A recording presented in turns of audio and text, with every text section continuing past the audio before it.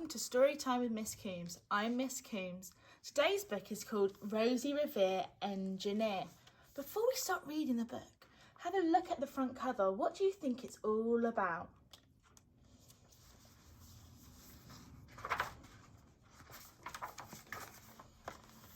This is the story of Rosie Revere, who dreamed of becoming a great engineer. In Lila Greer's classroom at Blue River Creek, young Rosie sat shyly, not daring to speak. Here she is, in her classroom, she just sat.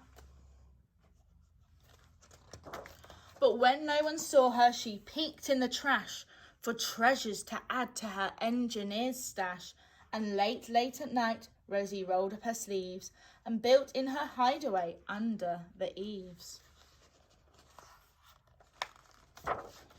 Alone in her attic, the moon high above, dear Rosie made gadgets and gizmos she loved. And when she grew sleepy, she hid her machines far under the bed where they'd never be seen. When Rosie was young, she had not been so shy. She worked with her hair swooping over one eye and made fine inventions for uncles and aunts, a hot dog dispenser and helium pants. Look at them.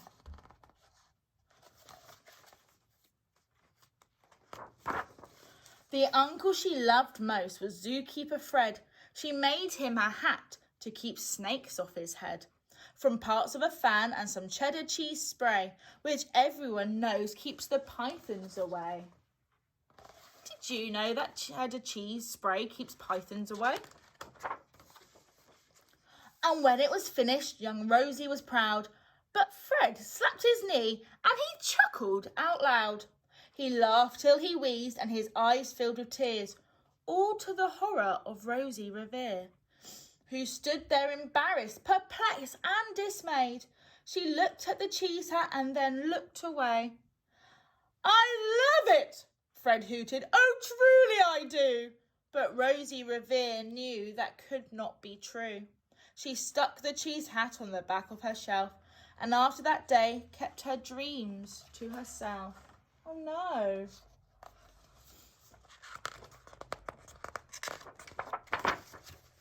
And that's how it went until one autumn day.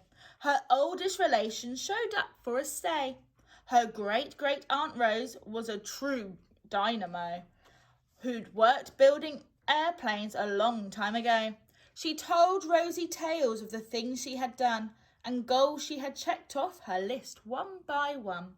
She gave a sad smile as she looked to the sky. "The only thrill left on my list is to fly. But time never lingers as long as it seems. I'll chalk that one up to an old lady's dreams." That night, as Rosie lay wide awake in her bed, a daring idea crept into her head. Could she build a gizmo to help her aunt fly? She looked at the cheese hat and said, "No, not I." But questions are tricky and some hold on tight, and this one kept Rosie awake through the night. So when dawn approached and red streaks lit the sky, young Rosie knew just how to make her aunt fly. How would you make her aunt fly? She worked and she worked till the day was half gone, then hauled her cheese copter out onto the lawn to give her invention a test just to see the ridiculous flop it might turn out to be.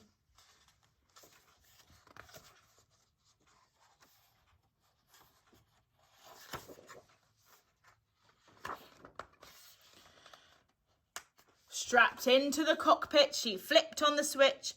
The Hello Cheese copter sputtered and twitched. It floated a moment and whirled round and round, then froze for her heartbeat and crashed to the ground. Then Rosie heard laughter and turned round to see the old woman laughing and slapping her knee.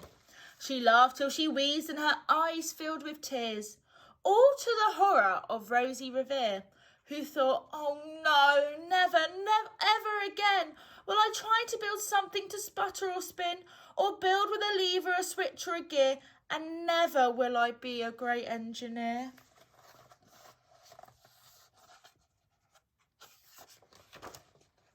She turned round to leave, but then great Aunt Rose grabbed hold of young Rosie and pulled her in close and hugged her and kissed her and started to cry. You did it! Hooray! It's the perfect first try. This great flop is over. It's time for the next. Young Rosie was baffled, embarrassed, perplexed. I failed, said dear Rosie. It's just made of trash. Didn't you see? The cheese copter crashed. Yes, said her great aunt, it crashed, that is true. But first it did just what it needed to do. Before it crashed, Rosie, before that, it flew.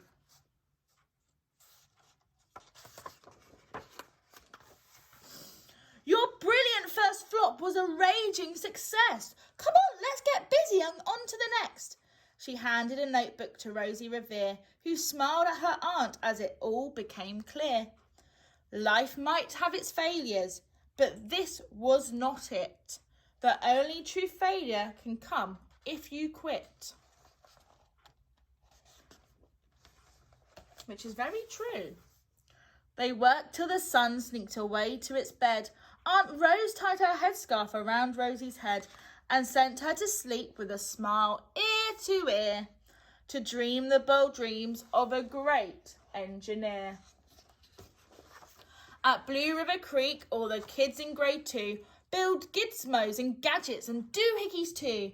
With each perfect failure, they all stand and cheer, but none quite as proudly as Rosie Revere. What a lovely story about never giving up. Is there something that you've done that you've thought about quitting, but through persevering you achieved and are really proud of? Maybe draw a picture of that and have a go at home. Bye for now.